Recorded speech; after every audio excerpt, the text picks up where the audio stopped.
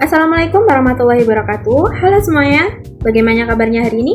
Semoga kita senantiasa dalam keadaan sehat walafiat ya. Nah, pada kesempatan kali ini, mata kuliah Morfologi Bahasa Indonesia akan bersama saya untuk merefresh ingatan kita pada materi-materi sebelumnya. Kita telah banyak membahas terkait dengan morfologi, terutama pada morfem, definisi morfem, bentuk-bentuk morfem, dan sebagainya. Nah, pada pertemuan kali ini, kita akan membahas lebih lanjut terkait dengan proses morfologis. Yang pertama, tentunya kita akan membahas terkait dengan definisi proses morfologis. Jadi, apa sih proses morfologis itu? Proses morfologis merupakan proses pembentukan kata dari satuan gramatikal terkecil yang memiliki makna atau juga disebut dengan morfem. Nah, jadi teman-teman, proses morfologis itu singkatnya adalah proses pembentukan kata, gitu ya, proses pembentukan kata. Nah, karena berasal dari satuan gramatikal terkecil yang memiliki makna atau morfem, maka proses morfologis juga dapat disebut dengan proses morfemis. Oke, baik, langsung saja kita masuk pada proses pembentukan kata yang pertama, yaitu ada afiksasi. Dan tentunya kita sebagai mahasiswa bahasa dan sastra Indonesia tentunya tidak asing dengan istilah afiksasi ini ya pastinya teman-teman. Jadi afiksasi ini merupakan proses pembentukan kata dengan menambahkan afiks atau imbuhan pada kata dasar untuk membentuk kata baru dengan makna yang berbeda pula. Nah, pada bahasa Indonesia kita mengenal 4 bentuk afiks. Yang pertama ada prefiks atau awalan, yang kedua ada sufiks atau akhiran, yang ketiga ada infiks atau sisipan, dan yang terakhir adalah konfiks, yaitu awalan dan akhiran. Nah, kita akan bedah satu persatu ya teman-teman. Bentuk afiks yang pertama yaitu ada prefiks atau awalan, di mana kita akan menambahkan awalan pada bentuk dasar atau kata dasar, seperti penambahan menasal, ber, penasal, di, ke, ter, se, dan lain sebagainya. Nah, misalnya kita memiliki bentuk dasar sapu, kita tambahkan prefiks menasal akan menjadi menyapu. Misalnya pada bentuk dasar main, kita tambahkan prefiks ber akan menjadi bermain. Dan pada kata dasar lihat, kita tambahkan prefiks di akan menjadi dilihat. Seperti itu. Bentuk afiks berikutnya yaitu adalah sufiks atau akhiran, di mana kita menambahkan imbuhan setelah bentuk dasar. Misalnya sufiks an, kan, i, nyaman, dan lain sebagainya.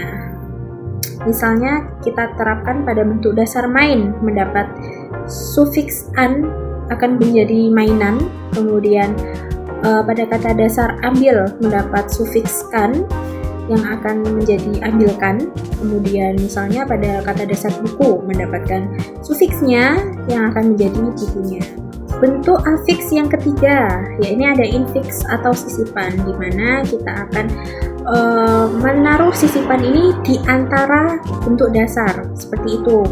Misalnya ada sisipan sisipan in, sisipan dan lain sebagainya. Misalnya pada bentuk dasar sambung mendapat sisipan in yang akan menjadi sinambung seperti itu. Kemudian juga seperti pada bentuk dasar cerlang mendapat sisipan yang menjadi cemerlang seperti itu. Dan yang contoh terakhir yang saya berikan seperti bentuk dasar sidik yang mendapat infiks atau sisipan berupa menjadi selidi. Nah, bentuk afiks yang terakhir yaitu ada konfiks. Konfiks ini merupakan penambahan awalan dan akhiran pada bentuk dasar. Misalnya konfiks ke an, menasalkan, beran, penasalan, dan lain sebagainya. Nah, misalnya nih pada bentuk dasar main mendapatkan konfiks menasalkan akan berubah menjadi memainkan. Kemudian pada kata dasar pandang mendapat konfiks beran menjadi perpandangan. Dan pada contoh yang saya berikan yang terakhir nih, pada bentuk dasar seni mendapatkan konfiks kean yang akan menjadi kesenian. Nah, sekarang kita akan beralih pada proses pembentukan kata berikutnya, yaitu ada reduplikasi. Jadi sebenarnya reduplikasi itu apa? reduplikasi ini merupakan proses pembentukan kata melalui pengulangan dari kata dasar atau bentuk dasar. Seperti itu ya. Nah, pada proses reduplikasi ini kita akan melalui beberapa macam proses reduplikasi. Yang pertama ada pengulangan utuh, yaitu pengulangan bentuk dasar secara utuh tanpa ditambah maupun tanpa dikurangi ya teman-teman. Misalnya pada bentuk dasar buku, misal buku kita mendapatkan pengulangan utuh menjadi buku-buku. Pada bentuk dasar jalan akan menjadi jalan-jalan. Seperti itu. Nah, kemudian ada juga proses reduplikasi dengan mengulang sebagian. Jadi ini tuh mengulang sebagian pada suku kata pertama pada bentuk dasar. Misalnya pada bentuk dasar laki yang akan menjadi lelaki. Kemudian bentuk dasar sama yang akan menjadi sesama. Kemudian pada bentuk dasar tangis yang akan menjadi tetangis. Nah, kenapa kok jadi lelaki bukan lalaki, menjadi sesama bukan sesama, atau tetangis yang menjadi bukan tatangis gitu. Nah, ini tentunya berhubungan dengan efisiensi pengucapan sesuai dengan morfofonologis bahasa Indonesia yang berlaku ya teman-teman. Nah, baik. Kemudian ada proses reduplikasi yang ketiga, yaitu reduplikasi dengan variasi fonem, di mana ini mengulang, namun pada reduplikasi pada ulangan dari bentuk dasarnya mengalami proses perubahan fonem. Misalnya pada contoh bolak-balik, sayur mayur, dan lauk pauk, dan lain sebagainya. Nah, untuk proses reduplikasi yang terakhir, ini adalah proses reduplikasi berimbuhan, di mana sebenarnya proses pembentukan kata ini dapat dikatakan cukup kompleks ya teman-teman, karena selain mengalami pengulangan, juga mengalami proses imbuhan seperti itu. Misalnya bentuk jalan yang kita reduplikasi jalan-jalan dan mendapatkan imbuhan berupa prefiks ber akan menjadi berjalan-jalan. Contoh lainnya seperti kehijau-hijauan, mengata-ngatai, kemerah-merahan, dan lain sebagainya, seperti itu ya. Nah, baik. Jadi kita akan bergeser pada proses pembentukan kata berikutnya, yaitu adalah komposisi. Jadi komposisi ini merupakan proses pembentukan kata dengan menggabungkan dua kata yang memiliki makna yang berbeda dan akan melahirkan kata baru dengan makna yang baru pula. Nah, misalnya pada contoh kata dasar rumah yang dapat diartikan sebagai tempat tinggal, tempat berpulang, tempat istirahat, atau lain sebagainya, kita gabungkan dengan kata sakit yang dapat didefinisikan sebagai kondisi tubuh yang terserang penyakit, terserang virus ataupun bakteri, seperti itu. Nah, dari kata rumah dan sakit kita gabungkan akan melahirkan kata baru, yaitu rumah sakit, yang memiliki arti layanan kesehatan atau tempat di mana orang-orang merawat penyakitnya agar sembuh, seperti itu misalnya. Nah, contoh berikutnya pada kata sapu tangan. Kita pastinya tahu dong ya, sapu tangan itu yang biasanya berbentuk kain seperti itu. Nah, sapu tangan ini tuh juga terbentuk akibat proses komposisi, yaitu sapu yang dapat diartikan sebagai benda untuk membersihkan debu dan lain sebagainya. Kemudian tangan yang dapat diartikan sebagai anggota tubuh dan lain sebagainya. Seperti itu ya teman-teman. Proses pembentukan kata berikutnya yaitu adalah derivasi zero. Nah, derivasi zero ini merupakan proses pembentukan kata dengan mengubah kelas kata namun tidak merubah bentuk morfem tersebut. Misalnya pada contoh yang telah saya berikan pada dua kalimat yang saya berikan. Yang pertama, saya makan bakso.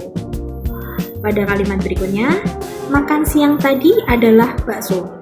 Nah, pada kata makan, pada dua kalimat tersebut kan tidak mengalami perubahan morfem ya teman-teman, tetap berwujud makan seperti itu. Namun pada kalimat pertama, kata makan merupakan termasuk ke dalam kategori kata kerja atau verbal, sedangkan pada kalimat kedua, kata makan termasuk dalam kelas kata benda atau nomina. Seperti itu ya teman-teman. Oke, baik, jadi kita memasuki dua proses yang terakhir ya teman-teman. Kita ke perubahan internal terlebih dahulu. Jadi perubahan internal ini tuh pembentukan kata dengan merubah fonem pada bentuk dasar seperti itu. Misalnya pada kata pemuda menjadi pemudi, kata siswa menjadi siswi, kata mahasiswa menjadi mahasiswi, seperti itu. Nah, kemudian yang perlu ditanyakan, apa bedanya dengan proses sebelumnya, proses reduplikasi perubahan fonem sebelumnya? Jadi teman-teman perlu diingat kembali jika proses sebelumnya merupakan proses reduplikasi, jadi melalui pengulangan terlebih dahulu seperti itu. Nah, sedangkan pada proses perubahan internal ini pada proses ini tuh kita cuma berfokus pada evolusi dari kata dasar tersebut, gitu ya. Jadi itu intinya. Nah, untuk proses yang terakhir nih teman-teman, proses pembentukan kata yang terakhir yaitu adalah proses suplesi, dimana ini tuh sebenarnya dapat dikatakan sama dengan perubahan internal, namun dalam versi yang lebih ekstrim. Maksudnya lebih ekstrim gimana tuh? Nah, maksudnya tuh seperti kalau perubahan internal tadi kan cuma satu fonem gitu saja kan. Sedangkan pada suplesi ini tuh perubahannya itu benar-benar berubah dan tidak ditemukan kemiripan dari bentuk dasar tadi seperti itu.